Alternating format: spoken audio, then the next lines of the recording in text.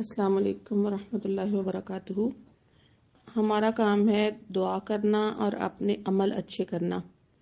حرام سے بچنا اور اپنے فرائض پورے کرنا اور دعائیں کرنا، ٹھیک ہے، اور کوشش کرنا کہ نیکیاں ہوں، ایسی نیکیاں جیسے صدقہ خیرات کر رہے ہیں یا نوافل پڑھ رہے ہیں، وہ بھی سب کچھ ٹھیک ہے، لیکن اس کے باوجود ہمارا کام ہے دعا کرنا۔ دعا کی تین صورتیں پھر بن جاتی ہیں، یا تو فوراً قبول کر لی جاتی ہے، یا پھر اس کے بدلے کوئی مصیبت ڈال دی جاتی ہے، یا پھر آخرت میں وہ دعا قبول ہوگی۔ تو اس لیے ہمیں صرف دعا کرنی چاہیے، اور جو رزلٹ ہے وہ فوراً نہیں ملتا، یہ اللہ تعالیٰ نے لکھا ہے کہ وہ کب ملے گا، لیکن دعاؤں سے اللہ تعالیٰ کئی دفعہ مشکلات ٹال دیتے ہیں۔ لیکن بیٹا، جو قسمت میں انسان کی ہوتا ہے تکالیف تو آنی ہی ہے، تو اس میں کوئی گھبراہٹ اور کوئی چیز جو ہمیں بے یقینی میں ڈال دے، ایسی کیفیت کو ختم کرنا چاہیے اور اللہ پہ بھروسہ کرنا چاہیے۔ آپ دیکھیں کہ ہر دعا فوراً قبول نہیں ہوتی، کیونکہ ہمیں لگتا ہے کہ حضرت آدم علیہ السلام نے دعا کی اور ان کی قبول ہو گئی، حضرت یونس علیہ السلام نے دعا کی اور قبول ہو گئی۔ آپ کو پتہ ہے 40 سال لگے تھے حضرت آدم علیہ السلام کی دعا قبول ہونے میں۔ تو ہمیں صبر کرنا ہے، ٹھیک ہے، رزلٹ جو ہے وہ اللہ نے دینا ہے، ہمارا کام صرف کوشش کرنا ہے، اور ہم وہی کر سکتے ہیں اور ہمیں وہی کرنی چاہیے۔ بیٹا، اس سے زیادہ انسان اور کچھ نہیں کر سکتا،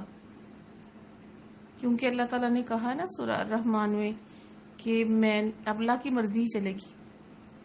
اگر تمہیں قبول نہیں ہے تو زمین اور آسمان کی حدود سے باہر نکل جاؤ، جو کہ ہم کر ہی نہیں سکتے، کیونکہ ہم مرنے کے بعد بھی ان حدود سے باہر نہیں نکل سکتے۔ تو اس لیے فائدہ ہی کوئی نہیں ہے اپنے آپ کو ڈپریشن میں ڈالنے کا یا اپنے آپ کو پریشان کرنے کا اور فوراً رزلٹ چاہنے کا۔ آپ اپنے ذہن کو اس طرف سے ہٹا لیں اور اپنی کوشش کرنے کے بعد ریلیکس ہو جائیں کہ اس کا انشاءاللہ اللہ تعالیٰ اچھا ہی رزلٹ نکالے گا۔ بس اگر آپ اس کے رزلٹ کے بارے میں سوچتے رہے کہ میں دعا کر رہی ہوں، قبول نہیں ہو رہی، تو پھر کچھ بھی حاصل نہیں ہوگا سوائے اس کے کہ آپ کا ذہن پریشان ہوگا۔ آپ اپنی جو توجہ ہے اس کو کسی اور طرف لگائیں۔ ایک یہ بات بھی ہمیں پتہ ہے کہ ہم نے رہنا اللہ کی مرضی کے مطابق ہے،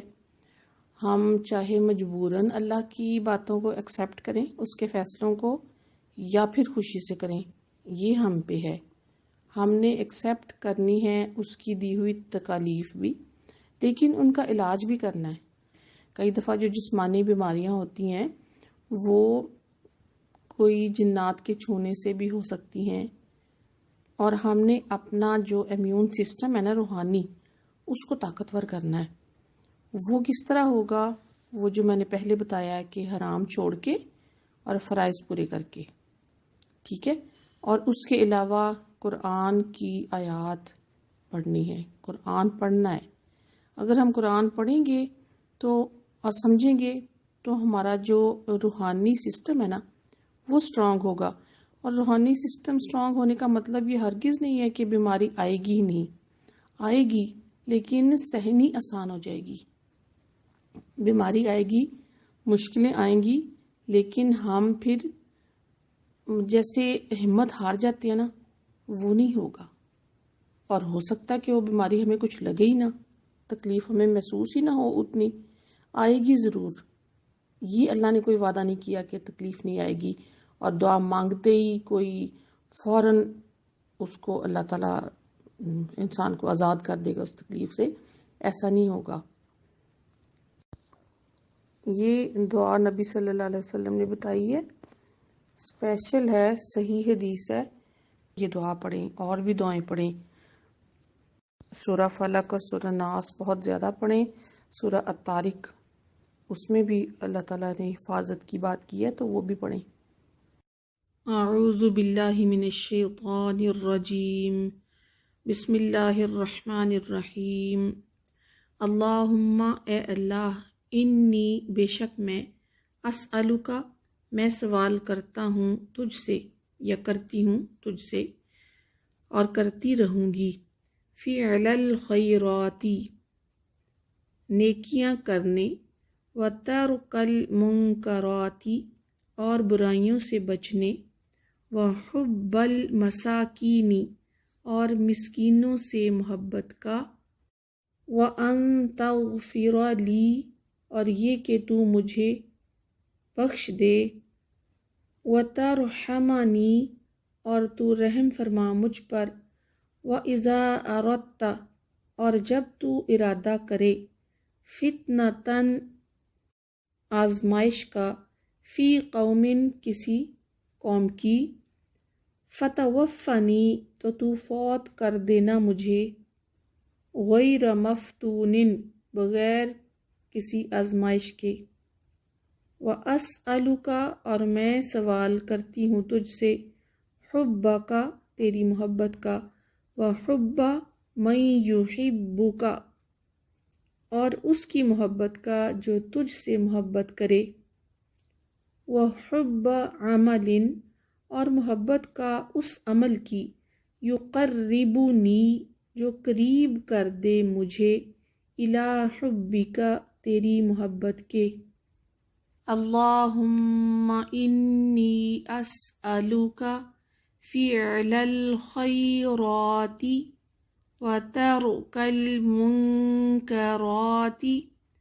وحب المساکین وأن تغفر لي وترحمني وإذا أردت فتنة في قوم فتوفني غير مفتون وأسألك حبك وحب من يحبك وحب عمل يقربني إلى حبك،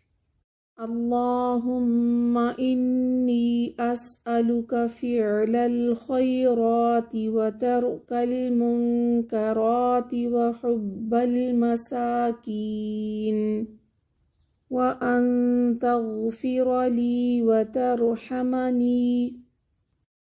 وإذا أردت فتنة في قوم فتوفني غير مفتون وأسألك حبك وحب من يحبك وحب عمل